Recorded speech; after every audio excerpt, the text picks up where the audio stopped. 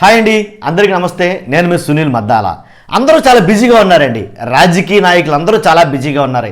ఏంటంటే ఏదైతే అధికార పక్షం ఉందో తెలుగుదేశం, వైసీపీ వాళ్ళని ఎలా అనగదొక్కాలి, ఏంటి వాళ్ళ మీద కేసులు ఎలా పెట్టాలి, ఇలా రకరకాలుగా ఏంటి వైసీపీ వాళ్ళేమో వాళ్ళని ఎలా బద్నాం చేయాలి, ఇలాగ ఎవరి పనిలో వాళ్ళు బిజీగా ఉంటే మహాసేన రాజేష్ ఆయన పనిలో ఆయన బిజీగా ఉన్నాడంటండి. ఏంటంటే ఏదైతే మహాసేన రాజేష్ ఒక రకంగా ఒక వెలుగాడు. ఏ విషయాలు అంటే దళితుల తరపున ఫైట్ చేస్తానని, అలాగే తర్వాత ఏదైతే క్రైస్తవ ఆస్తులు ఉన్నాయో ఆ ఆస్తులను కాపాడతానని ఇలా వెలుగులోకి వచ్చిన మహాసేన రాజేష్ ఒక క్రైస్తవ ఆస్తిని కబ్జా చేశాడంటండి. నిజం, ఒక చర్చి స్థలాన్ని కబ్జా చేశాడంట మహాసేన రాజేష్. అది ఎంతవరకు వాస్తవం ఏంటనే దాని మీద ఈ వీడియో అయితే కనుక మనం చేయాలని చేశాడు. కాబట్టి మహాసేన రాజేష్ గురించి మీకు ఎంతవరకు తెలుసో తెలియదు, కానీ నాకు తెలిసిన విషయం ఈ విషయాన్ని మీ ముందుంచాలని ఇష్టపడతాను. కాబట్టి ఖచ్చితంగా మీరు ఈ విషయాన్ని 100% లైక్ అయితే చేయండి. ఎందుకంటే ఇలాంటి వీడియోని లైక్ చేయడం ద్వారా ఎక్కువ మందికి షేర్ అవుతుంది. అంతేకాదు నాకు కొంచెం మోటివేషన్గా ఉంటుంది. పక్కగా మన ఛానల్ సబ్స్క్రైబ్ చేసుకోండి. కొత్త వాళ్ళు అయితే కనుక ప్రజలకు ఉపయోగపడే వీడియోలు అయితేనే మీ ముందుకు వస్తుంటాయి. అంతేకాదు మీ అమూల్యమైన అభిప్రాయాన్ని కామెంట్ రూపంలో షేర్ చేయండి. రాజేష్ గురించి మీకు ఎంతవరకు తెలుసు అనేది. కాబట్టి ఆయన గురించి మీకు తెలిసిన విషయాన్ని కామెంట్ రూపంలో షేర్ చేయండి. మర్చిపోవద్దు, 100% షేర్ అయినా చేయండి, లేదా లైక్ చేయండి. ఈ మహాసేన రాజేష్ సందట్లో సడేమియాలాగా రాష్ట్రం అంతా రాజకీయంగా వేడెక్కుతున్న ఈవేళ రాజేష్ గారు మాత్రం, మహాసేన రాజేష్ గారు మాత్రం ఆయన పనిలో ఆయన ఉన్నారంట. ఏంటి ఆయన పని? ఆయన ఏ పనిలో ఉన్నారంటే కనుక ఏదైతే ఆయన స్వగ్రామం ఉత్తరకంచి ఉందో ఆ ఉత్తరకంచి ఊరు ఎంట్రన్స్లో ఒక చర్చ్ ఉంటుంది. ఆ చర్చి అది ఇంచుమించుగా 50 ఏళ్ల క్రితం నిర్మించింది. ఆ నిర్మించిన 50 ఏళ్ల క్రితం చర్చి పాడుడిపోయి ఉండడం వల్ల అయితే అది అంతకుముందు ఒక చర్చి పాస్టర్ గారిది. ఆ పాస్టర్ గారు తర్వాత వాళ్ళ కొడుకు పంతులయ్య గారని ఆయన కింద ఉంది ఆ చర్చి. ఆ స్థలం అంతా కూడా ఇంచుమించు ఒక 50 సెంట్ల స్థలం. కాబట్టి ఆయనకి పంతులయ్య గారికి తాడి నవీన్ అనే అబ్బాయికి ఒక కొట్టు పెట్టుకోవడంతో అక్కడ గొడవ జరిగింది. గొడవ జరిగినప్పుడు వాళ్ళిద్దరు గొడవ వాళ్ళ ప్రాబ్లం సాల్వ్ చేయడానికి రాజీ కుదర్చడానికి ఈ మహాసేన రాజేష్ అయితే కనుక అక్కడికి వెళ్ళడం జరిగింది. అయితే ఈయన వెళ్ళిన తర్వాత వాళ్ళిద్దరికి రాజీ చేశాడు. అయిపోయింది మొత్తానికి. అయిపోయిన తర్వాత ఈయనకి ఆ స్థలం మీద ఆశపడ్డాడు ఈయన మహాసేన రాజేష్ గారు. ఆశపడి ఆ స్థలం ఎలాగైనా సరే ఆల్రెడీ ఇల్లు కొనుక్కోవడం కోసం, ఇల్లు కట్టడం కోసం చాలా చోట్లకైతే తిరుగుతున్న ఈ టైంలో మహాసేన రాజేష్ గారు ఆ స్థలం చూసి ఆ స్థలం నాకు అమ్మాలి, ఎందుకంటే నాకు కావాలి, నేను ఇల్లు కట్టుకోవాలనుకున్నానని చెప్పేసి నయానో భయానో మొత్తానికి ఒక 20 సెంట్లు అయితే కనుక రాయించుకోగలిగాడంటండి.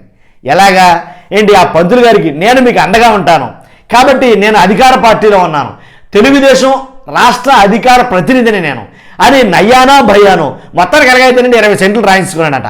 దీని మీద నేను ఈ వీడియో ఎలా చేస్తానంటే దీని మీద ఒక వీడియో అయితే చేయగలిగాడు. ఆయన పేరు నాకు సరిగా ఐడియా లేదు, నేను అది మీకు క్లిప్పింగ్ పెడతాను. కాబట్టి అతను చేసిన వీడియోని చూస్తే కనుక నాకు పోస్ట్ చేయడం జరిగింది కొంతమంది. ఏంటిది మహాసేన రాజేష్ ఎప్పుడు చర్చి స్థలాలను కాపాడుతానన్నాడు కదా, ఏఈఎల్సీ ఆస్తులను కాపాడానన్నాడు కదా, లేకపోతే క్రిస్టియన్స్ కూడా ఉంటానన్నాడు కదా, టీడీపీలోకి వెళ్ళిన తర్వాత ఇలా తయారయ్యాడేంటి అనేది రకరకాల ప్రశ్నలు అయితే వచ్చినాయి. కాబట్టి మహాసేన రాజేష్ ఎదిగిన తీరు చూస్తే చాలామంది చాలా ఆశ్చర్యవేస్తుంది.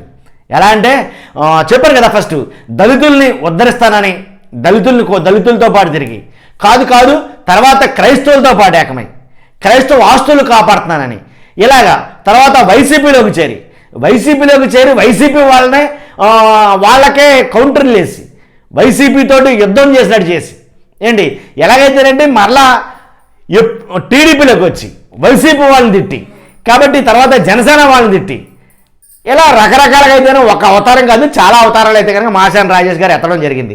కాబట్టి అల్టిమేట్గా ఇప్పుడు స్టాండర్డ్ అయింది ఏంటంటే కనుక టీడీపీ రాష్ట్ర అధికార ప్రతినిధిగా ఉన్నాడు ఆయన. కాబట్టి ఒకటే అజెండా ఆయనకి, జగన్మోహన్ రెడ్డి గారిని తిట్టడమే. రెండో అజెండా అంటే ఏమీ లేదు. అలా తిట్టే ₹4 వెనకేసుకున్నాడు అని చాలామంది బయట మాట్లాడుకుంటారు, పబ్లిక్ టాక్ అండ్. కాబట్టి మహాసేన రాజేష్ గారు నోరు తెలిస్తే బూతులే, ఆ బూతులు మొత్తం జగన్మోహన్ రెడ్డి గారి మీదే, దాంట్లో ఎలాంటి డౌట్ లేదు. కాబట్టి ఇలా ఉన్న ఈయన చర్చ్ ఆస్తులను కాపాడతానని, క్రైస్తవ మిషనరీల ఆస్తులను కాపాడతానని ఇతనే ఒక చర్చి ఆస్తిని కబ్జా చేయడం ఎంతవరకు సమంజసం అని కొంతమంది మాట్లాడుతున్నారు. అతను భయపెట్టి తను రాయించుకున్నాడు. ₹10 ఆస్తి అయితే కనుక పావలా ఇచ్చి భయపెట్టి మరీ రాయించుకున్నాడు అని చాలామంది దాని మీద అయితే చర్చలు జరుగుతున్నాయి చాలా చోట్ల. కాబట్టి ఒక వీడియో చూశాను నేను, ఆ వీడియో చూసిన దాని మీద నేను ఈ వీడియో చేయడం జరిగింది. కాబట్టి దీంట్లో వాస్తవం ఎంత ఉందనంటే కనుక ఫోటో క్లిప్పింగ్లతో సహా వేశాడు ఆయన. ఆ ఫోటో క్లిప్పింగ్స్ కూడా మీకు దీంట్లో నేను చూపిస్తాను ఖచ్చితంగా. కాబట్టి మర్చిపోద్దు. ఏంటంటే నేను అనేది ఏంటంటే సరిపల్లి రాజేష్ గారి గురించి నేను కావాలని బురద జల్లే ప్రయత్నం అయితే చేయతులా వాస్తవంగా అయితే కనుక. కాదు, ఆయన చేసిన పని తప్ప ఒప్ప, నిజమా కాదా, అలా చేశాడా చేయలేదా అనేది క్వశ్చన్ మార్కులుగా మిగిలిపోయినాయి. అయితే దీని మీద వీడియో చేసినట్టు వ్యక్తి మాత్రం 100% పక్కా ఆధారాలతో చేస్తున్నాను నేను అని చాలా ధీమాగా చెప్తున్నాడు. చూద్దాం, రాజకీయంలో దిగిన తర్వాత ఇలాంటివన్నీ చేస్తూ ఉంటారు. కాబట్టి సరిపల్లి రాజేష్ మరీ అంత చర్చ స్థలాలు కబ్జా చేసేంత దారుణంగా దిగజారిపోతాడు అని నేను ఆయన అయితే దిగజారిపోతాడని నేను మాత్రం అనుకోవట్లా. చూద్దాం ఏం జరుగుతుందనేది. ముందు ముందు అన్ని బెట్టబయలు అవుతాయి, తెలుస్తూ ఉంటాయి. మర్చిపోద్దు, చూస్తూ ఉండండి మన ఛానల్ని. అందు గురించి అయితే పక్కాగా సబ్స్క్రైబ్ చేయండి. మర్చిపోద్దు, ఈ వీడియో కోసం ఒక లైక్ అయితే చేయండి. మీ అమూల్యమైన అభిప్రాయాన్ని మహాసేన రాజేష్ గురించి మీ అభిప్రాయం ఏంటో తెలియజేయండి కామెంట్ రూపంలో. Thank you very much.